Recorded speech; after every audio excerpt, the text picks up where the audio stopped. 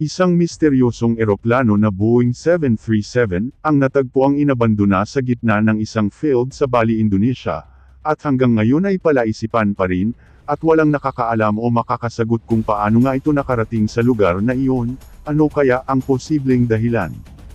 Kaya kung bago ka pa lang napadpad sa channel na ito, at kung gusto mo ng mga kwentong katulad nito, ay mag-subscribe ka na at huwag kalimotang i-like, at pindutin ang notification bell, para lagi kang updated sa mga kwentong kagaya nito.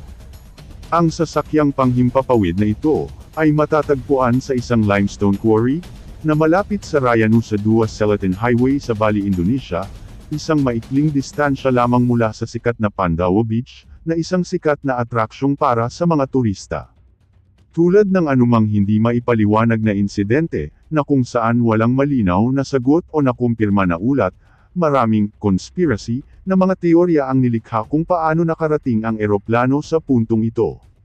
Ang pinakasikat na teorya ay umiikot sa mga lokal na residente na nagsasabi na ang eroplanong Boeing 737 ay inilapag doon noon ng isang mayamang negosyante na gustong gawing restaurant, ngunit naubusan ito ng budget bago niya makompleto ang kanyang proyekto, kaya iniwan na lang niya ang eroplano na nakaparada sa field.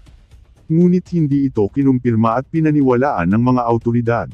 Ang sasakyang panghimpapawid na Boeing 737 ay nababakuran na, kaya hindi posible na lapitan, o pasukin man lamang ito ng mga turista, mga explorer at mga adventurer, na gustong makita ang eroplano, pero makikita ang eroplanong ito mula sa isang mataas na lugar. Nakapagtataka, hindi lang ito ang derelict na sasakyang panghimpapawid sa Bali, Indonesia, dahil mayroon pa ring Boeing 737 na magagamit upang maggalugad. Matatagpuan ang abandonadong eroplano na ito, sa tabi ng isang branch ng Dunkin' Donuts ilang kilometro mula sa Kalu Beach, at pinaniniwalaang nandoon pa ang eroplano na ito mula pa noong 2007, at napapabalitang gagawin nila itong isang restaurant din. Ang Boeing plane ay naging sikat na tourist attraction, at ginamit din bilang event venue noong 2018.